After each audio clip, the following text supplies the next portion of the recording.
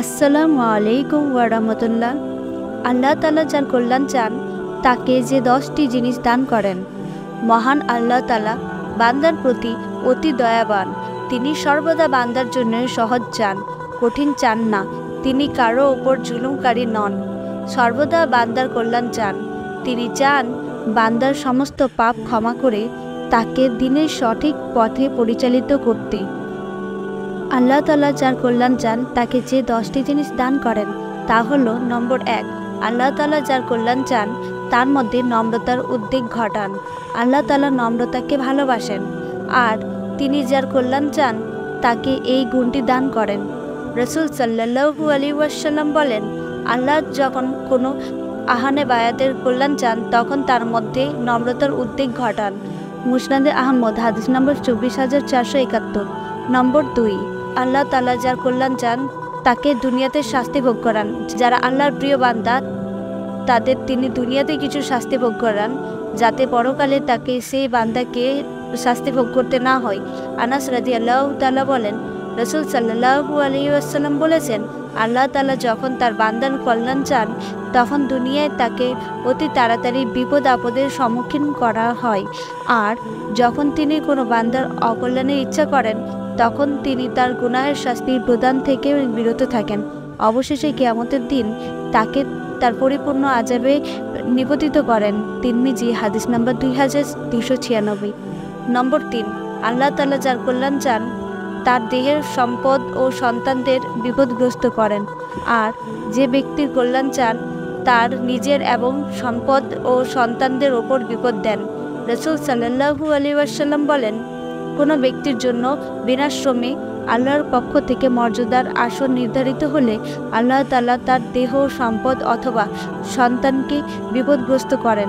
অতঃপর সে তাতে ধৈর্য ধারণ করলে শেষ পর্যন্ত বরকতময় মহান আল্লাহ তাআলা কর্তৃক নির্ধারিত উক্ত মর্যাদার স্তরে উপনীত হয়। নম্বর 4, আল্লাহ তাআলা যার কল্যাণ চান তাকে সত্যবাদী ও ন্যায় পরায়ণ সঙ্গী দেন। আল্লাহ তাআলা যখন নেতার কল্যাণ চান তখন তার উত্তম সঙ্গী দান করেন। আয়েশা রাদিয়াল্লাহু তাআলা আনহা থেকে বর্ণিত, রাসূল সাল্লাল্লাহু আলাইহি ওয়াসাল্লাম বলেছেন, আল্লাহ তাআলা যখন কোনো নেতার কল্যাণের ফয়সালা করেন তখন তিনি তাকে সত্যবাদী, ন্যায়নিষ্ঠুর উজির দান করেন। যদি সে নেতার কিছু ভুলে যায় তখন সে উজির তাকে স্মরণ করিয়ে দেয়, আর আমির যদি তা স্মরণ রাখে তখন উজির তাকে সাহায্য করে। পক্ষান্তরে আল্লাহ তাআলা কোনো নেতার জন্য অকল্যাণের ফয়সালা করলে তাকে অযোগ্য উজির দান করেন। ফলে যখন নেতা কিছু ভুলে যায় তখন সে উজির তাকে স্মরণ করিয়ে দেয় না, আর নেতা যদি স্মরণ রাখে তখন তাকে সাহায্য করে না। আবু দাউদ, হাদিস নম্বর 2932। নম্বর 5, আল্লাহ তাআলা যার কল্যাণ চান তাকে দ্বীনের জ্ঞান দান করেন।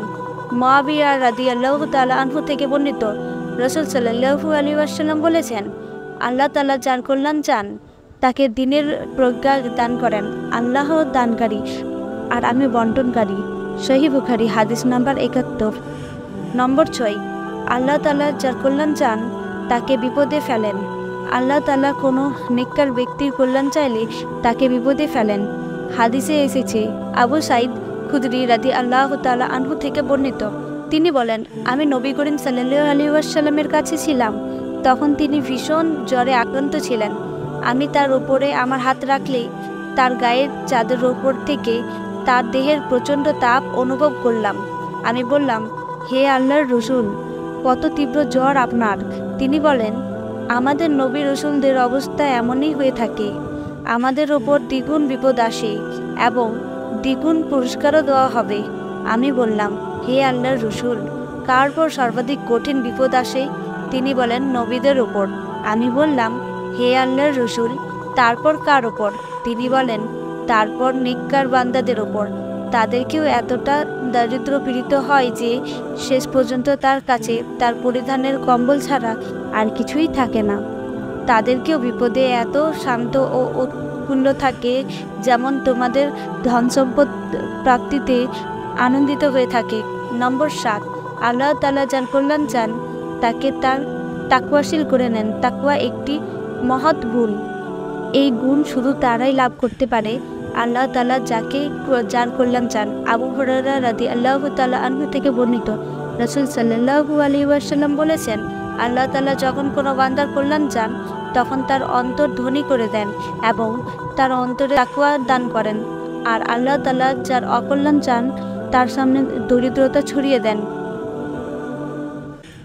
নম্বর 8, আল্লাহ তাআলা যার কল্যাণ চান তার অন্তরে ইসলামের জন্য উন্মুক্ত করেন। পবিত্র কোরআনে এসেছে, যার বক্ষকে আল্লাহ ইসলামের জন্য উন্মুক্ত করে দিয়েছে, অতঃপর সে তার রবের দেওয়া জ্যোতির মধ্যে আছে। নম্বর 9, আল্লাহ তাআলা যার কল্যাণ চান তাকে বিপদ আপদের সম্মুখীন করেন। বিপদ আপদ মহান আল্লাহর পক্ষ থেকে এক বড় নিয়ামত। তিনি এর মাধ্যমে বান্দাকে পরীক্ষা করে থাকেন। মহান আল্লাহ তাআলা বলেন, আর অবশ্যই আমরা তোমাদের পরীক্ষা করব কিছুটা ভয়, ক্ষুধা, ধন ও প্রাণের ক্ষতির মাধ্যমে এবং ফল শোষাদি বিনষ্টের মাধ্যমে। সূরা বাকারা আয়াত 155। নম্বর 10, আল্লাহ তাআলা যার কল্যাণ চান তাকে মৃত্যুর আগে নেক আমলের সুযোগ দান করেন। আল্লাহ তাআলা যার কল্যাণ চান তাকে তার জীবন দশায় সৎ কাজ করার তৌফিক দান করেন। আনাস রাদিয়াল্লাহু তাআলা আনহু থেকে বর্ণিত, রাসূল সাল্লাল্লাহু আলাইহি ওয়াসাল্লাম বলেন, আল্লাহ তাআলা যখন তার বান্দার সম্পর্কে কল্যাণের ইচ্ছা করেন তখন তার আমল করতে দেন। হে আল্লাহর রাসূল, কিভাবে তিনি আমল করতে দেন? তিনি বলেন, মৃত্যুর আগেই তিনি তাকে নেক আমলের তৌফিক দান করেন। তিরমিজি হাদিস নাম্বার 2142।